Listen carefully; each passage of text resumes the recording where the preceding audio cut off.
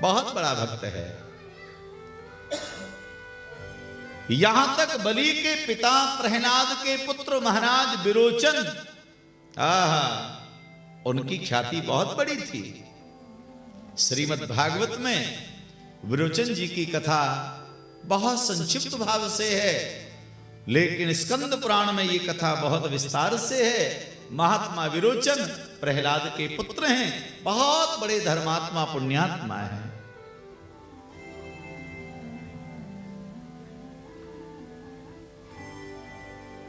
महाराज इतने बड़े दानवीर थे, इनके दान और भजन के प्रभाव से देवराज इंद्र चिंतित हो गया। देवराज इंद्र ने देखा कहीं ऐसा ना हो कि हमारा ये सर्वस्व चला जाए, सब कुछ हमारा चला जाए।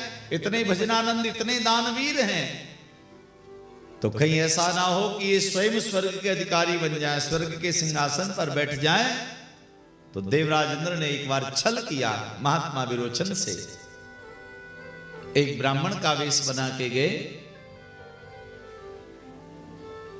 और राजा विरोचन के सामने पहुंचे। विरोचन ने कहा, हे भूदेव, मैं आपकी क्या सेवा कर सकता हूं? ब्राह्मण के वेश में देवराज इंद्र ने कहा, महाराज जो मांगेंगे सो प्रदान करोगे? कहा, अवश्य देंगे, मांगो। तो देवराज इंद्र ने कहा, राजन आप बहुत बड़े दानवीर हो, यदि आप देना चाहते हो तो मुकुट के सहित अपना सिर ही हमको दान में दे दो। देवराज इंद्र ने मांगा। उसी क्षण महाराज विरोचन ने तत्काल तलवार से अपने उस सर को काटने लगे। उसी समय देवराज ने महाराज हाथ पकड़ लिया, कहा, प्रभु आप धन्य हैं, मेरे अपराध को क्षमा करिएगा, मैं तो आपकी परीक्षा लेने को आया था, आप धन्य हैं महाराज।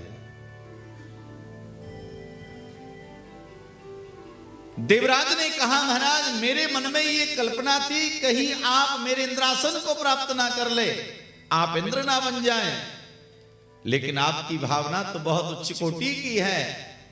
हे राजन, मैं आशीर्वाद देता हूं, तुम्हारा पुत्र जो है वो इंद्रासन पर अवश्य ही बैठेगा। ऐसे महात्मा विरोचन इतने बड़े दानवीर, उन्हीं के पुत्र हैं राजा बलि।